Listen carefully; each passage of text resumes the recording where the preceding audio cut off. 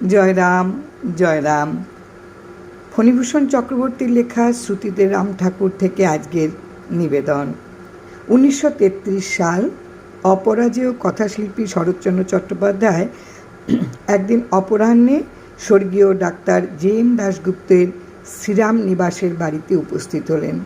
সুপ্রসিদ্ধ চিকিৎসক ডাক্তার দাশগুপ্ত ছিলেন অবিভক্ত বাংলার এক সময়ের কংগ্রেসের সভাপতি, আর শরৎচন্দ্র ছিলেন হাওড়া কংগ্রেসের সভাপতি। উভয়ের পরিচয় কংগ্রেসকে কেন্দ্র করে।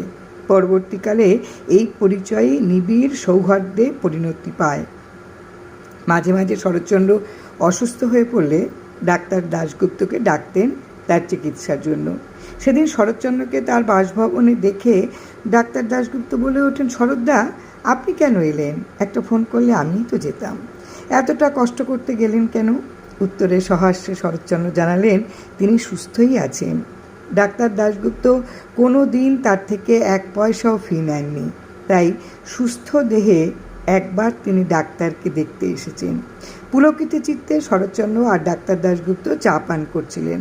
চা পানের ফাঁকে ফাঁকে শরৎচন্দ্রের দুটি চোখ ঘরে ও বারান্দায় টাঙানো তৈলচিত্র ও বহু সংখ্যক ছোট বড় নানা আকৃতির ফটোর উপর চোখ পড়ছিল। সহসা শরৎচন্দ্র বললেন, আচ্ছা ডাক্তার দাশগুপ্ত, আপনার বাড়ি ভরে ছোট বড় বিভিন্ন আকৃতির এত পট, এ কার? এসব ছবি কি আপনার বাবার? সংকোচের সঙ্গে ডাক্তার দাশগুপ্ত বললেন, ইনি শ্রী শ্রী রাম ঠাকুর। ক্ষণকাল স্তব্ধ থেকে শরৎচন্দ্র বললেন, আপনার গুরুদেব? আনন্দ উজ্জ্বল মুখে ডাক্তার দাশগুপ্ত জানালেন, হ্যাঁ, উনি কৃপা করে তার চরণে আশ্রয় দিয়েছেন। শরৎচন্দ্র বললেন, আপনার মন প্রাণ তো দেখছি ভরে রেখেছেন এই রাম ঠাকুর, অথচ আমি ওর নামটা পর্যন্ত এতদিন শুনিনি। বিনীতভাবে ডাক্তার দাশগুপ্ত শুধু জানালেন, ইনি প্রচ্ছন্ন থাকতেই পছন্দ করেন, প্রচার বিমুখ, এজন্যই ওর নাম অনেকেই শোনেননি। কিছুক্ষণ শরৎচন্দ্রের সঙ্গে ডাক্তার দাশগুপ্ত ঠাকুরের প্রসঙ্গ করলেন। রাত হয়েছিল। শরৎচন্দ্র তার গাড়িতে ওঠার আগে হঠাৎ ফিরে দাঁড়ালেন। ডাক্তার দাশগুপ্তর হাত দুটি ধরে বললেন, আমার একটা অনুরোধ ডাক্তার দাশগুপ্ত, রাখতেই হবে ভাই। সাগ্রহে ডাক্তার দাশগুপ্ত জিজ্ঞাসা করলেন, কি আদেশ দাদা? নিশ্চয়ই রক্ষা করব। শরৎচন্দ্র বললেন, এবার আপনার ঠাকুর এ বাড়িতে এলে আমাকে একটা ফোন করে জানাবেন। নিশ্চয়ই দাদা, ঠাকুর এলে আমি নিজে গিয়ে আপনাকে নিয়ে আসব। মাস কয়েক পর এক সকালবেলায় ডাক্তার দাশগুপ্ত তার বাড়িতে দেখেই শরৎচন্দ্র বলে উঠলেন, আপনার ঠাকুর এসেছেন তো? ডাক্তার দাশগুপ্ত হাসি ভরা মুখে বললেন, হ্যাঁ শরৎদা, উনি ঘণ্টাখানেক আগে এসেছেন। এক মিনিট সময় চাইছি ভাই। প্রস্তুত হয়ে এলেন শরৎচন্দ্র। উপস্থিত হলেন এসে ডাক্তার দাশগুপ্তের সঙ্গে শ্রীরাম নিবাসে। দোতলার মাঝখানে ঘরে একখানা খাটের উপর রাম ঠাকুর বসে আছেন। পরনে তার আদমলিন একখানা ধুতি, নগ্ন গাত্র, বক্ষে বিলম্বিত মলিন উপবিত, আর কণ্ঠলগ্ন হয়ে আছে তুলসীর মালা। সামনে উপবিষ্ট জনাদশেক নরনারী। শরৎচন্দ্রের হাত ধরে ডাক্তার দাশগুপ্ত এলেন। শরৎচন্দ্রকে দেখে উপস্থিত নরনারী সসম্ভ্রমে সরে বসলেন। ডাক্তার দাশগুপ্ত শরৎচন্দ্রের স্বাদেশিকতা এবং সাহিত্যকর্মের অনেক সপ্রশংস বিবরণ ঠাকুরের কাছে তুলে ধরলেন প্রায় মিনিট 20 ধরে। স্থির হয়ে ঠাকুরমশাই ডাক্তার দাশগুপ্তর সব কথা শুনছিলেন, কিন্তু দৃষ্টি তার নিবদ্ধ ছিল শরৎচন্দ্রের মুখের উপর। ডাক্তার দাশগুপ্ত একটু থামতেই ঠাকুরমশাই তাকে বললেন, বৈষ্ণব ঠাকুরের সেবার জন্য চা তামকের ব্যবস্থা করেন। হঠাৎ আলোর ঝলকানি যেন খেলে গেল শরৎচন্দ্রের সারা মুখে। তার সম্বন্ধে এমন উক্তি তো শোনেননি কারোর মুখে কোনো দিন। অভিভূত শরৎচন্দ্র আশ্চর্যান্বিত উপস্থিত ঘরের সকলে। পুনরায় ঠাকুরমশাই ডাক্তার দাশগুপ্তকে লক্ষ্য করে বললেন, চা তো এ বাড়িতে খুবই হয়, কিন্তু তামকের তো ব্যবস্থা নেই। কাউকে পাঠিয়ে গড়িয়াহাট থেকে হুকো কলকি তামক আনার ব্যবস্থা করেন। ডাক্তার দাশগুপ্তের সঙ্গে সামনের প্রশস্ত বারান্দায় শরৎচন্দ্র এসে বসলেন। তাকে প্রতিনিবৃত্ত করে শরৎচন্দ্র বললেন, তার জন্য হুকো কলকে আনার প্রয়োজন নেই। শরৎচন্দ্র নিজের পকেট থেকে পাইপ বার করে তামাকে পুড়ে অগ্নিসংযোগ করলেন। চা পান শেষে শরৎচন্দ্র পুনরায় এসে ঠাকুরমশাইয়ের কাছে বসলেন ও আধ ঘণ্টা ধরে ঠাকুরমশাইয়ের কথা শুনলেন। আবার শরৎচন্দ্র বারান্দায় বসে চা খেলেন, পাইপ টানলেন, আবার এসে ঠাকুরমশাইয়ের কাছে বসলেন। বিমুগ্ধ হয়ে ঠাকুরমশাইয়ের কথা শুনলেন। বেলা অনেক হয়েছিল। শরৎচন্দ্র ডাক্তার দাশগুপ্তর কাছে বিদায় নিয়ে বাড়ি চলে এলেন। বিকেলে শরৎচন্দ্র পুনরায় এলেন ঠাকুরমশাইয়ের কাছে। অনেকক্ষণ কাটল তার ঠাকুরমশাইয়ের কথা শুনে।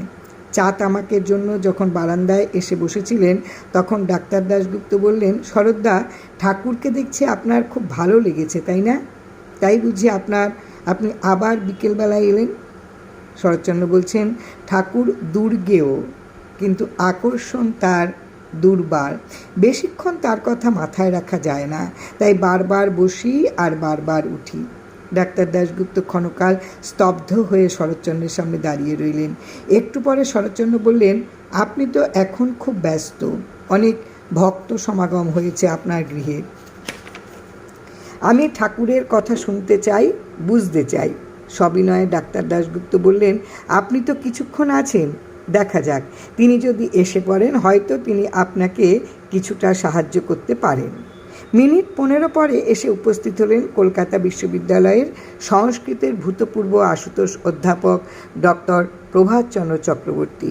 ঠাকুরমশাইকে প্রণামের কিছু পরে ডাক্তার দাশগুপ্ত ডক্টর চক্রবর্তীকে নিয়ে শরৎচন্দ্রের সামনে এলেন এবং উভয়ের পরিচয় করিয়ে দিলেন। প্রাথমিক পরিচয়ের পর ডাক্তার দাশগুপ্ত ওদের দুজনকে সিঁড়ির বাদিকের ঘরটায় নিয়ে বসালেন এবং বললেন, এবার আপনারা প্রাণ ভরে ঠাকুরের বিষয়ে আলোচনা করুন।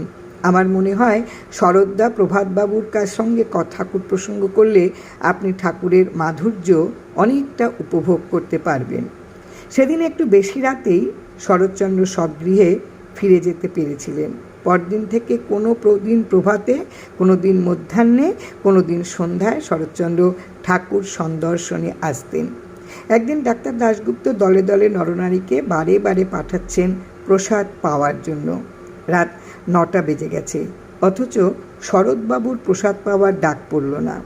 পরের বার ডাক্তার দাশগুপ্ত যখন পুনরায় অনেককে ডেকে নিচ্ছেন প্রসাদ পাওয়ার জন্য, তখন শরৎচন্দ্র তাদের পেছন পেছন চলছিলেন। পেছন থেকে ডাক্তার দাশগুপ্ত জড়িয়ে ধরলেন শরৎচন্দ্রকে আর বললেন, দাদা, আজ যা প্রসাদ হয়েছে তা আপনার পেটের পক্ষে মোটেই উপকারী নয়। রাত অনেক হয়েছে, আপনাকে এবার বাড়ি যেতে হবে। শরৎচন্দ্র ও নাছরবান্দা বললেন, না, সবাই প্রসাদ পাচ্ছেন, আমি কেন প্রসাদ পাবো না?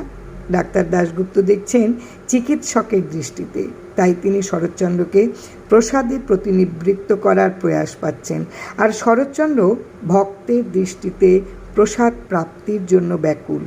দুজনের তর্কাতর্কি চলছিল বারান্দার মাঝখানে। সেখানে তখন আর দ্বিতীয় কেউ ছিলেন না। সহসা ঠাকুরমশাই এসে উপস্থিত হলেন। জানতে চাইলেন কী নিয়ে উভয়ের এতক্ষণ বাকযুদ্ধ। উত্তরে ডাক্তার দাশগুপ্ত তাকে তার কথা বললেন।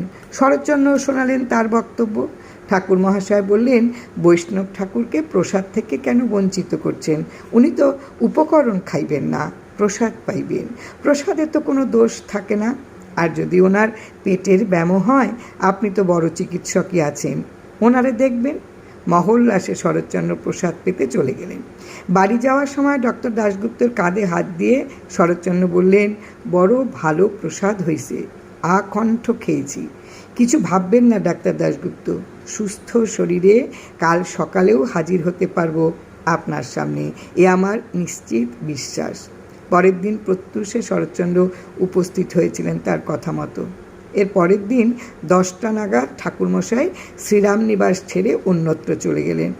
মাসখানেক পরে শরৎচন্দ্র সামান্য অসুস্থতার সংবাদ পেয়ে ডাক্তার দাশগুপ্ত তার বাসভবনে গেলেন।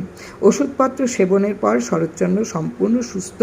ডাক্তার দাশগুপ্তকে একদিন বললেন, ঠাকুরমশাই আবার কবে আসবেন? এলে আমি যেন খবর পাই একটু, এটা আমার অনুরোধ। সানন্দে সম্মতি দিয়ে ডাক্তার দাশগুপ্ত জিজ্ঞেস করলেন, ঠাকুরকে কেমন লাগলো আপনার শরৎদা? জানতে খুব ইচ্ছে করে। বিছানার উপর বসেছিলেন শরৎচন্দ্র। উদাস কণ্ঠে বললেন, তার কাছে যখনই থেকেছি মনে হয়েছে সব পেয়েছি, দেশে বাস করছি। দূরে গেলে সে সুর হারিয়ে ফেলি, হারানো শিশুর আর খুঁজে পাই না। একটু স্তব্ধ হয়ে শরৎচন্দ্র বললেন, তাই তো আবার তাকে দেখতে চাই। জয় রাম। জয় রাম। গুরু কৃপা হি কেবলম।